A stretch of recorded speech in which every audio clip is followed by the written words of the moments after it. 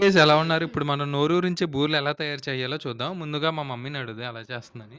Mummy శనగపప్పు పావు KG కుక్కర్‌లో ఎయ్యాలి. బట్టి అది పట్టినట్టు చెప్తా మంచిది. శనగపప్పు పావు కేజీ కుక్కర్‌లో యేసుకుంటాం. హ్మ్. యేసుకున్న తర్వాత బెల్లం ఉడికిన తర్వాత బెల్లం పావు యేసుకుంటాం. ఆ హ్మ్. 2 మిక్సింగ్ చేసిన తర్వాత ఉండ చుట్టడమేనా? ఆలుకులేసుకుంటాం. హ్మ్. 3 కలిపిన తర్వాత చిన్న సాల్ట్ యేసుకుంటాం. హ్మ్. అప్పుడు సాల్ట్ యేసుకున్న తర్వాత ఉండలు ఉండలు చుట్టేయడమా? చుట్టడమే. ఉండలు చుట్టిన తర్వాత హ్మ్.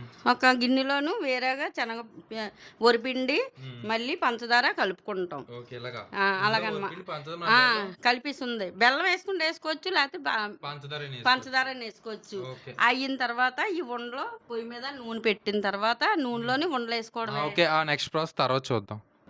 సో, ఇప్పుడేంటంటే ఈ ఉండలన్నీ కూడా ఇందులో ముంచేసి పొయ్యి అందులో మీద ఏసేయడమే. పెనం మీద ఏసేయడమే. పెనం నూనె మీద మరిగిన ఏసేసి తర్వాత. సరిపోద్ది. ఆ! అంతే అంతే. సింపుల్ చాలా సింపుల్ సింపుల్. అయితే. గైస్ ముందుగా మనం ఉండ చేసి పెట్టుకున్న బూరెలనమాట ఇవి. ఆ! అండ్ ఆల్రెడీ ముందుగా మనం ఇవి పెట్టుకున్నాం కదా! అది. మనం కలిపేసి పెట్టుకున్నాం. అది. పెట్టుకున్న ఆ! తర్వాత దాంట్లో ముంచుకొని ఉండ తీసి దీంట్లో ముంచుకొని ఆ! పెనంలో నూనేసుకొని మరిగిన తర్వాత బూరెలేసుకొని మనం ఫస్ట్ ఇలాగా ఈ అటు ఇటు ఉండలనేవి అందులో ముంచుకోవాలి కదా! ఉండలనేవి ముంచుకొని దాంట్లో ముంచుకొని తర్వాత నూనెలో ఏసేయడమే.